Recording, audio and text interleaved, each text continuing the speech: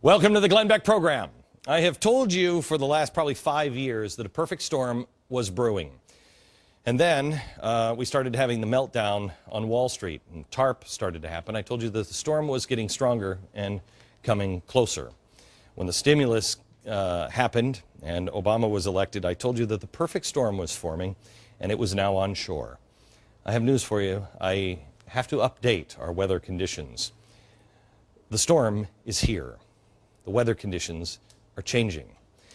Your friends can keep ignoring all the danger around, but all they have to do is look out the window and see that things are getting dicey. You are beginning to see the start of the perfect storm for America.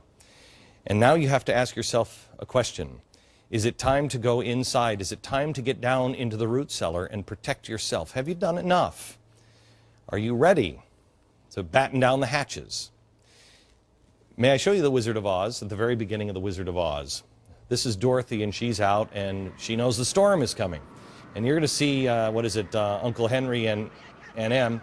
Here she is, and she's like, we got to find Dorothy. And he says, we can't wait for her. We got to get into the cellar.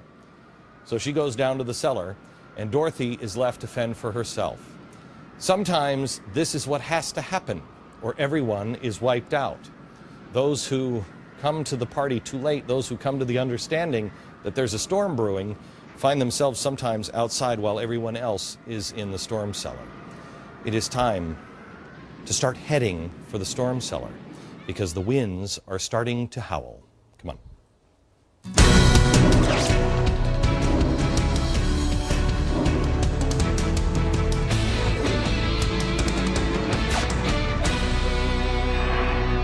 Well, hello, America. I know that sounds kind of spooky, what I just said, but hello, you're at Spooky Central. A perfect storm has been brewing. Al-Qaeda called it, Operation Hemorrhage. It's here. It's here. There are so many pressures now converging right now on our country, it is inevitable that we are going to face a pretty big level of pain. The president calls it shared sacrifice, but they're not really telling you what is coming. They're preparing for a new safety net. If the government continues to grow, things are going to collapse. However, the other choice is massive pay cuts, massive cuts in our budget. Well, what will that do? Well, that will stop the economy because that's the only one really spending money is the federal government, even though it's funny money, and people will lose their entitlements. That doesn't sound good either. One way or another, we're in for tough times. The real question is how will America handle it? Will the fabric of America hold up under this type of pressure? Do you remember I told you about the Tower of Babel and that Nimrod made bricks and the mortar? In Hebrew, the word mortar is materialism. It's what held the bricks together. I fear that that's the only thing that is holding our bricks together is materialism. And in fact, I think a lot of enemies in and outside of our government and our country are counting on that. We've got to change the mortar between us. It can't be materialism. Because look at the storm that's headed our way. We have unemployment. These are all the things that are happening. This is the perfect storm. Unemployment is at 9.6. Fed projections say it's going to stay that way for a while. SEIU now is counting down the days until the 99ers fall off the unemployment rolls. Now, why would you do that? Why is this union counting down the days until they fall off 99ers? Because this is your choice, America. You can either be a pawn or a defender of the republic. You can either be a victim or a survivor, a leader. They're creating pawns. We need to create more defenders. I'll get into that later on in the program. Let's go back. Unemployment, followed by a lack of trust. Right now, only 11% of the American people say they have trust in Congress, and I'm surprised it's that high. We showed you yesterday what the rest of the media missed with the WikiLeaks story.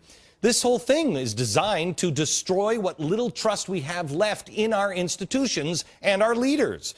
It's not going to just stop with, the government. They didn't tell us anything new, did they? All they did was confirm what you already knew in your gut, that the government is lying to you. So what would be the point of telling you this? To destroy the faith in the United States of America, abroad and here. No one can trust anyone in the government. That's the message they sent. And it's not going to stop with Congress. WikiLeaks, their next target, according to Forbes, the banks and Wall Street, and then the energy companies. They're going to show major banks, and they're predicting now that a major bank inside the U.S. is going to be turned, oh, what a surprise, quote, inside out. Bottom up, top down, inside out. Well, what does that do for you? How's that going to help you? What does that do to your loans? What about the debt? Who knows what's next? What will it do when this information is used to create more pawns? Do we trust anyone anymore? You also have a lack of appreciation. Well, why would you have a lack of appreciation? We always hear about economic justice. Well, you know what's interesting to me is nobody ever really defines justice. We have been lured into class warfare, where successful people, they don't deserve justice. They're vilified, they're punished for their success. I made every dollar myself along with my team that I share it with. You know what? Why am I punished for success? That's justice for whom? Oh, for the people that you take it from me and you give it to them. That's not Robin Hood. That's a perversion of the Robin Hood story. Robin Hood was stealing the money back from the people the government took it from. The result? The result is when you get things for free, you don't appreciate them. We don't appreciate the things that we have. And I mean, even me, we don't appreciate our country because it was handed to us. Instead, we just long for things that other people have. We never have enough. We shouldn't begrudge millionaires or billionaires. Our grandparents would have taught us that we could be the next millionaire or billionaire. Hell, it's America. We're often told about the plight of the poor in America, and there is poverty in America. But let's put it into perspective here. The poor in America, 97% of them have television sets. 25% of those television sets are big screens. That's poverty. 89% have a microwave. 80% have an air conditioning unit. 73% of the poor in America have a car. 64% have a washer. 57% have a dryer. We have been sold a lie that that's not enough. Well, how much is enough? What is economic justice? Do I need to remind Americans what poor really looks like? I got news for you. In other countries, they're not washing their clothes and sitting in air conditioning, watching their big screen TV. They're dying. That is poor. I'm going to show you some pictures down at the bottom of the hour of the Great Depression. These are the first pictures that we know of, the only pictures that are in color of the Great Depression. I want to show you this picture, and I'll get back to it at the bottom of the hour. Look at this family. This looks like just a sawed-off log. This looks like a log cabin. I don't even know what this is, plywood. Look at the conditions here. Look at this man's shirt. I don't think that was government health care. Well, actually, that might actually be government health care. Look at the food. And I can guarantee you, she canned the food. They milked the cow. She made the food. He grew the food. They probably helped. That's poverty. History. History. That's poverty in America. What's poverty in America today? Well, we just want our stuff. Watch. Why are you here? To get some money. What kind of money? Obama money. Where's it coming from? Obama. And where did Obama get it? I don't know. His stash. I don't know. I don't know where he got it from. But he giving it to us to help us. We love him. That's why we voted for him. Tiffany, put that picture back up of the poverty in the Great Depression. Do you think these people would have lined up for cash and they didn't care? I don't think so. Do you know what the base salary is for 6 years of experience? 6 years of experience in the U.S. Army. You're a private in the Army. You've been in service of your country for 6 years. It is $19,465. Now, what's the poverty level in America? Let's say you have a family of four. Family of four. The poverty level for a family of four is $44,100. By the way, poverty level for one person, according to the U.S. government, is $21,660. These guys are in poverty whether it's one person or a family of four. Now, people will say, well, yeah, but they get government housing. Do they? Really? Government housing. And that makes up this difference? Yeah, but they get health care. Oh, yeah, you mean the health care that they are now looking to charge our soldiers for?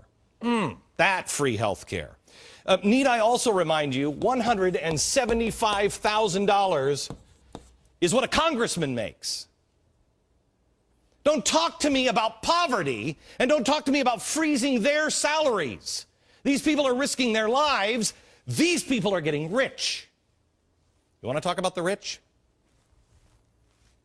Let's talk about Congress, shall we? I don't have a problem with being rich. You earn your money. These people, they've earned their money? Really? These people have? I'm guessing you have. Next, lack of education. These are amazing stats. We don't even know history. 26% of Americans are unaware that America gained independence from Great Britain. Over 1/4 of the population has no idea. Well, that probably explains why so many people can be duped into hating the free market system. They have no idea how we got here, how we became the greatest country in history, which leads me right to apathy. Do you think anybody's going to go out and vote? Do you think anybody's going to go and stand up and say, I really believe in this? Why? If you don't even know our history. If you don't know what our country is or where we came from, why would you risk anything? Why would you care if the whole system collapsed? Why would you care if you took the money from the government? People are walking around with blinders on. Perfect storm. Eroding values. Hard work, sacrifice, thrift, honor, truth, God. As a nation born out of faith in God. How's that going today, huh? 25% of those under 30 years of age describe their religion as atheist, agnostic, or nothing in particular. Now, as you get older, it goes down. 30 to 40 years old, only 19%. Ages 40 to 50, 15%. If you're over 60, less than 10% say they don't know, they don't care. And then you have the tax dollars funding this wonderful art display. It's Christmas at the Smithsonian. Here's this wonderful, oh look, it's Jesus with ants on him. They describe it as the first major museum exhibition to focus on the sexual difference in the making of modern American portraiture. What? You got to be kidding me, right? What does this have to do with the birth of the baby Jesus? And why is he now covered in ants? Whose values are these? And you wonder why there's the breakdown of the family. In Time magazine, they posed this question. I love this. Who needs marriage? Marriage, what's it good for? Well, I don't know. Keeping America intact is one. It's good for showing children how to treat a spouse and others. And when you get old, it's kind of nice to have a family around to take care of you. People want government to do it. Why? Why? When did it stop being important to show our kids how to take care of each other? When?